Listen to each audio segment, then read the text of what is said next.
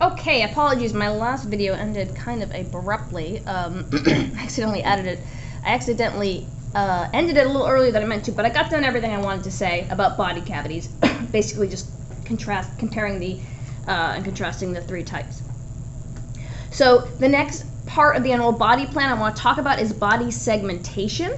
Many animals have this, where their bodies are divided into separate segments. This can be really advantageous, as it can allow different parts of the body to move independently from other parts a little easier, and can allow specialization of different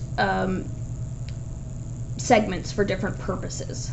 Kind of along with that, we have appendages, which many organisms also have.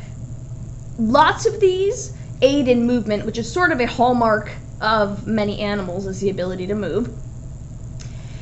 So many of these appendages do have to do with movement. Things like legs for walking, things like tube feet that we see in starfish, things like tentacles we might see in a cephalopod, jointed appendages, so lots of jointed appendages here, such as this leg.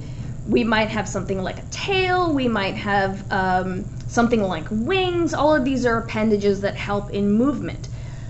There are, however, many appendages that have nothing to do with movement. So some of them might be sensory, such as antennae. Some of them might be for defense, such as this big claw here. Some of them may be for feeding. Many of the mouth parts of this organism are appendages that aid in eating and crushing food or capturing food or something. And then, not shown here, but there are lots of appendages like ovipositors, or things that are specialized for reproduction. And speaking of reproduction, almost all animals reproduce sexually. And in animals, where did my stinking eraser go? There it is.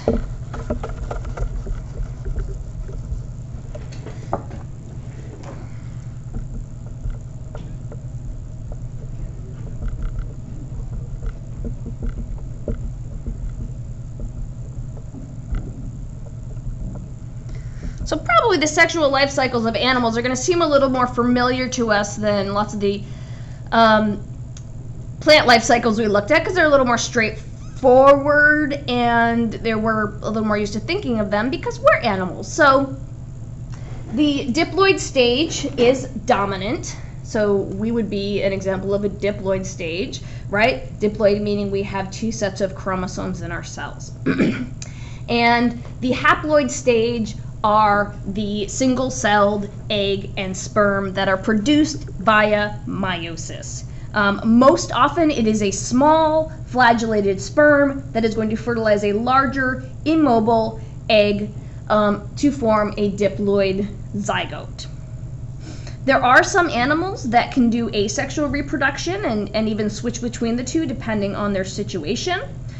Generally speaking, sexual reproduction is better because it increases genetic variability, and this is a very good thing because the environment is always changing. So if you have a population with lots of genetic diversity, you have an increased likelihood that should the environment change, at least some individuals in your population will have a genotype that can be successful in that environment. So asexual reproduction is, of course, more of a sure thing. You don't need to worry about finding a mate, but everybody's got the same genotype. So should the environment become, unstable or changing, then you could run into some problems. Now, if it's a really stable environment, then, and the original founding members are very well adapted, then their clones will be well adapted also. So it's not always the worst thing in the world to asexually reproduce. It really just depends on what happens. But we do see sexual reproduction overwhelmingly being the way that organisms reproduce, which is a pretty good indication that it's important. So in this chapter, we are going to be looking at some of the more ancient animal lineages. So Animal phylogeny began without bilateral symmetry. So we are not going to be looking at any bilateral animals in this chapter. We'll save those for the next two chapters. Chapter 31 and 32 will cover, chapter 31 will cover the protostomes, which is one huge group of bilateral animals, and then chapter 32 will cover the deuterostomes, which is the other major group of bilateral animals. We're going to look at animals that do not have bilateral symmetry in this chapter. So there are several ancestral traits we see, which is that they are either asymmetrical. So examples would be things like sponges, and so here's our sponges, and our placozoans, at least as adults, are asymmetrical, or radially symmetrical. So things like our ctenophores and our cnidarians are radially symmetrical. We're also going to see that these organisms are either monoblastic, which is the case of the sponges, or diploblastic, which is the case of the ctenophores, placozoans, and cnidarians. So monoblastic, we really don't have any tissue layers, right? We might say they don't really have two true tissues. Diploblastic, we just have two tissue layers, an ectoderm and an endoderm, but we don't have three tissue layers. Okay, so let's look at the phylum Ctenophoria.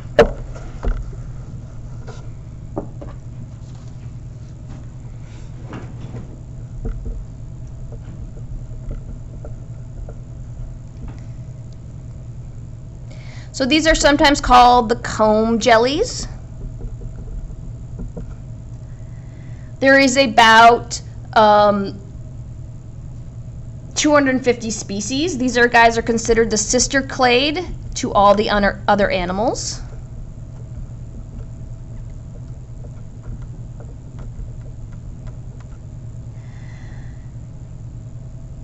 So these are diploblastic, radially symmetrical,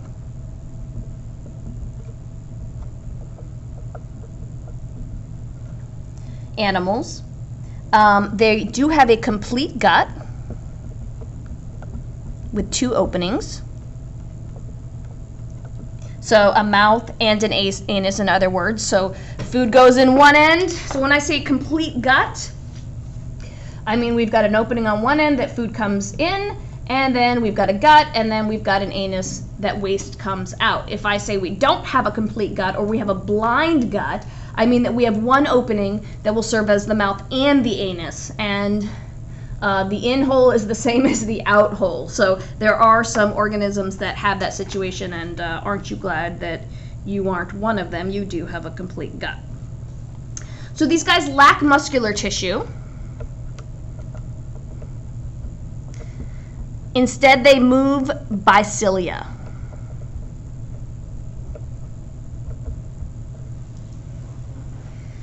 So they've got these 8 rows, and here's one.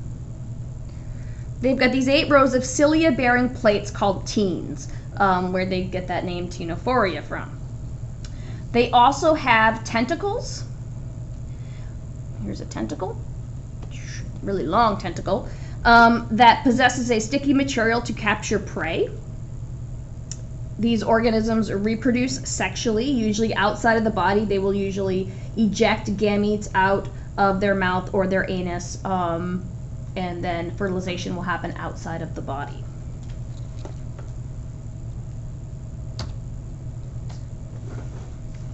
Okay, and let's just back up a second and look at these guys on the phylogeny, okay? So here they are considered the sister group of all the other animals. So they diverged early. All right, phylum Porifera, the sponges.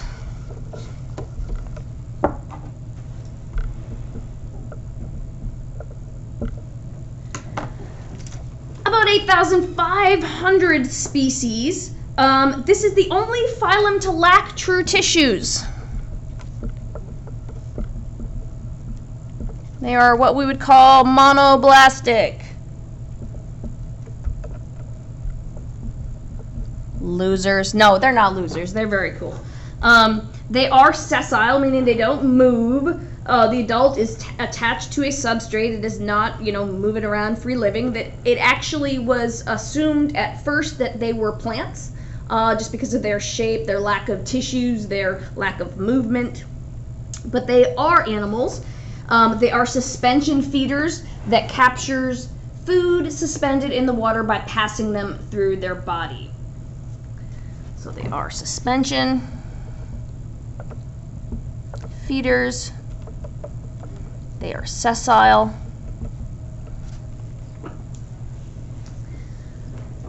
They are also what we would call sequential hermaphrodites, which means that individuals are able to make both kinds of sex gametes, egg or sperm, but they don't do it at the same time. And part of this sequentialness keeps them from mating with themselves, right? So they get genetic diversity, which is kind of the goal of sex. So the sperm gets released and ideally into the water, and ideally it's going to fertilize a different sponge. The zygotes are flagellated and they are free swimming as larvae, so there is a motile stage here, but as an adult they are completely sessile. So the anatomy of a sponge. So a sponge is considered the simplest of animals, being monoblastic. But if we look at their anatomy, they're pretty freaking cool. So they have these cells called keanocytes.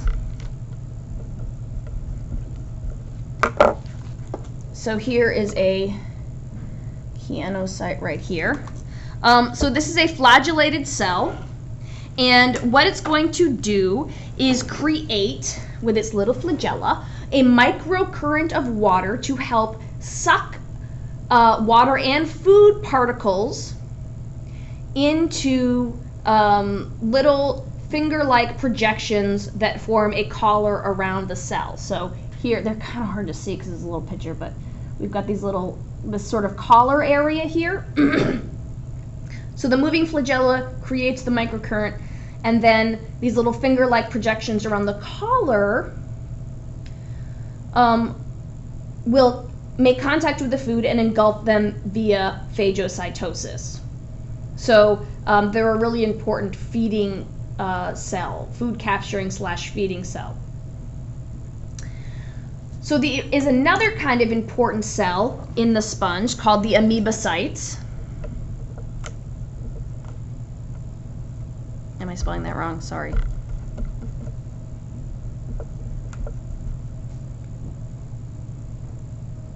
Still spelling it wrong. Oh my gosh, guys, I'm so tired. A-M-O-E-B-O-S. There. So the majority of the cellular structure is actually these amoebocyte cells, which use pseudopodia, hence the name amoebocytes. Here's one.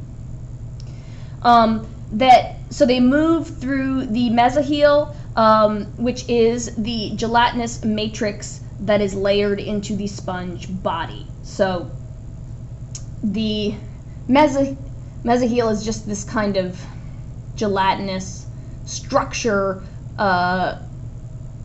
making up this interior layer. So you have these keanocytes that are bringing food particles in, and these amoebocytes that will digest food, carry nutrients to other cells, and also make these skeletal fibers called spicules that are an important part of the structure of the sponge as well. So they're pretty kind of neat, really, with these different sort of adaptations. Other things to note about the structure of this sponge. So we have, again, it's pretty simple. We have what we call the epidermis, this outer layer, and then we have these pores that water can enter in. So we have water entering in, and then the little keanocytes will flap their little flagellas and capture food particles, and they can deliver these to the amoebocytes, which then can digest these nutrients or carry things different places. They can actually move around this area. They can also create these spicules, and water will flow out this hole called the osculum. Hey, and if you're looking at these Keanocytes, and I'm hoping you are, and thinking that, boy, that looks pretty similar to the colonial protist organism that is hypothesized to be the ancestor of animals, you would be right. The presence of these Keanocyte cells are one of the indications that these protists are close relatives to the animals. Oops, I'm not done yet. Yeah. So the sponges, and we'll look at some sponges in lab, are divided by spicule type.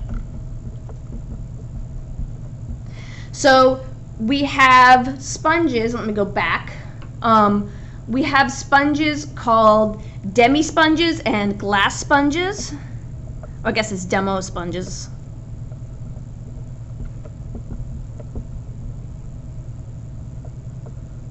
That make silica spicules. So here is, whoops. These guys are making silica type spicules. And then we also have what are called calcareous sponges.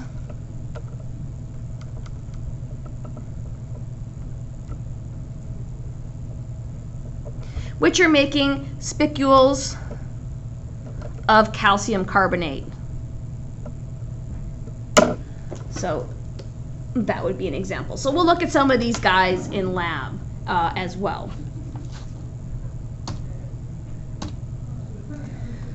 Okay, so let's talk about the phylum Placozoa, also known as the Placozoans.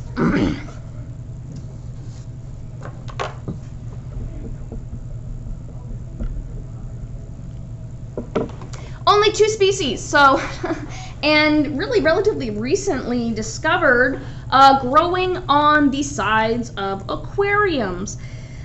This has got the simplest body form of all animals. It is asymmetrical.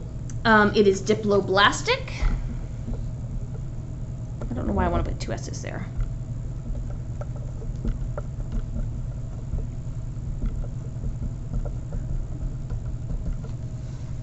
It lacks a nervous system, a mouth, or a gut.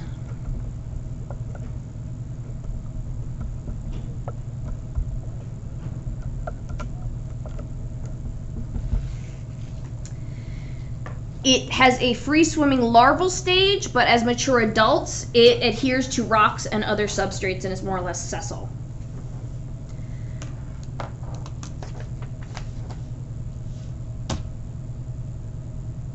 Okay. So we're now going to talk a little bit about organisms that would fall into a category known as eumetazoans. So we have some form of body symmetry, we have a gut, we have a nervous system, and tissues organized into distinct organs. Now this is going to be a more recognizably complex system in some animals than others, but we have these things. So most of these organisms in this big clade we call the eumetazoans are covered in later chapters. But we will look at one group in this, we'll look at one phylum in this chapter, and that is the phylum Cnidaria.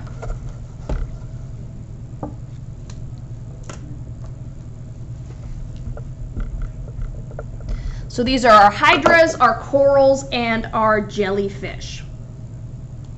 So these guys are diploblastic with radial symmetry.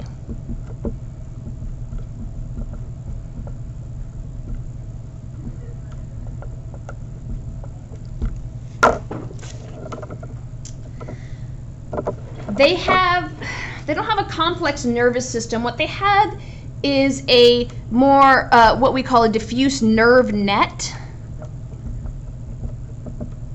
that doesn't really have a central processing center.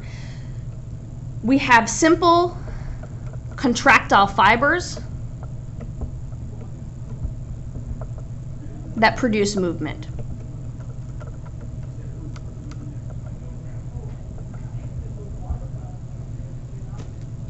So it fits the category of eumetazoan sort of just barely, right? Everything is very simple compared to some of the animals we'll talk about later, but it's there. So there are two general growth forms we find in the phylum Cnidaria, the medusa and the polyp. So this is the medusa. And really they're really the same body plan, sort of, just kind of flipped over. So the medusa is free swimming and motile. It's got one opening to the digestive tract that is oriented downward. So this is an example of an organism with a blind gut or an incomplete digestive tract, right? That one hole functions as the mouth, as the mouth and the anus. Food goes in, gets digested, food comes out. In the polyp, this is a sessile organism, so this side of the organism would be anchored somewhere.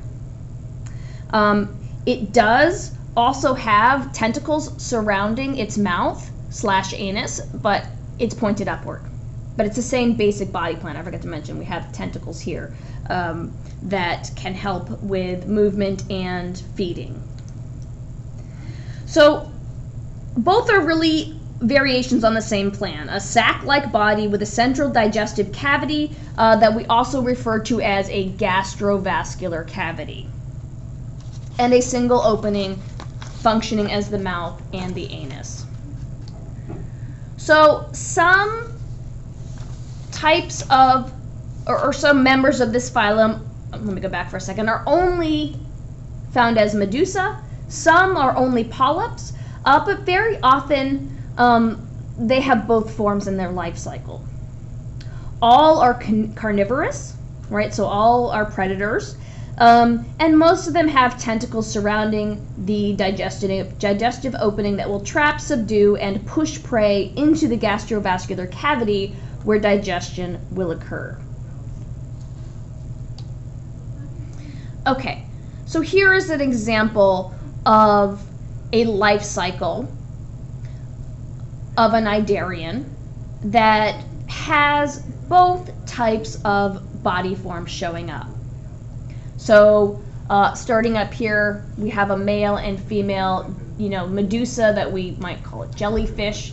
The male's producing sperm, the female's producing egg, and we have a fertilized egg here that develops into a larvae we call a planula. This planula will settle somewhere and form a polyp. And this polyp is a similar body form in that basically we've got a sac with a gastrovascular cavity, tentacles that can help capture food and push it into the mouth-anus combo. When mature, polyps will produce medusae, new medusa, through asexual budding, and they will go out into the environment where they can mature, and then the reproductive cycle can continue. So one thing to mention about phylum Cnidaria, and you may know this if you've ever been stung by a jellyfish, it's a very unpleasant situation because many of the tentacles have cnidocytes that have explosive organelles called nematocysts.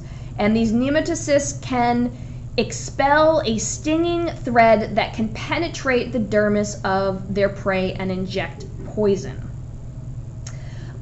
So let's take a look at this, because we don't want this to happen.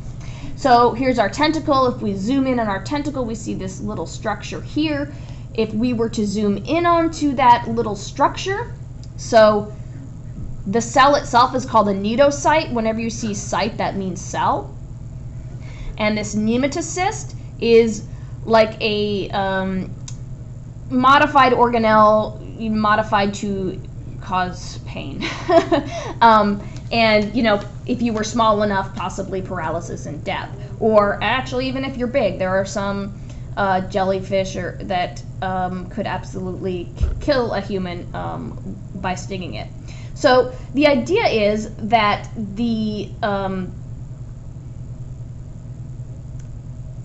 organelle will sort of explode outward and penetrate the dermis of the host and release this thread, and we can even cause poisons to be expelling from this thread and into the tissue of the organism that got stung, so it can cause a lot of damage. It's pretty nasty stuff. So there are 3 clades of cnidarians we're going to talk about.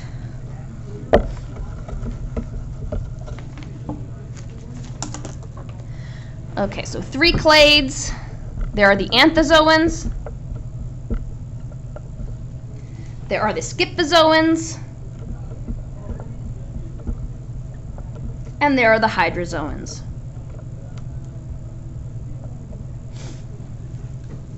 So the anthozoans include sea anemones and corals. These anthozoans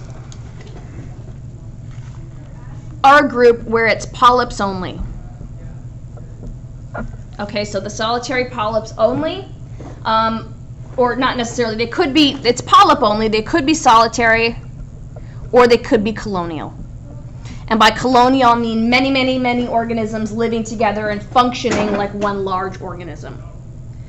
Many anthozoans secrete hard calcium carbonate skeletons that can build layers. So like you'll have one generation of anthozoans, particularly colonial ones, that secrete a calcium carbonate skeleton, and when they die, the next generation of anthozoans just builds their skeleton on top of them. So you've got this building and building and building of these structures that we sometimes refer to as coral reefs. And these coral reefs are ecologically very important because they offer habitat to numerous other species, and that is what you're looking at here is a coral reef. So here's the actual coral, this pink here. And again, this is the accumulation of the skeletons of colonial anthozoans, one generation building on the next. These coral reefs are really second only to tropical rainforests in terms of their diversity. So in the scyphozoans, the medusa form dominates, although a polyp form may be present in the life cycle. So many coastal species go through a small polyp stage, but there are some open water species that are found in very deep depths of open water that don't have a polyp stage at all. These include many of the things you would think of as the classic jellyfish. So when I say jellyfish, you are probably thinking of a scyphozoan. So finally, in the hydrozoans, most hydrozoans alternate between the medusa and the polyp stage of their life cycle. Oftentimes it is the polyp that is the most conspicuous, and some are even polyp only. So here's an example of a hydrozoan, Hydrozoa, where we have a pretty conspicuous polyp stage. Most are sexual and create dormant zygotes that can withstand difficult environmental conditions. So let's look at an example of a hydrozoan life cycle. So we do have both forms in the life cycle, but typically, again, in the hydrozoans, the polyp form is more dominant, meaning bigger and more conspicuous, and usually taking up more time in the life cycle as well. So we do have some medusa. They might be very small, so don't necessarily think about the big examples of jellyfish. These can be quite small. These medusa will release egg or sperm, if they're male or female, into the environment, where fertilization will occur, creating a zygote.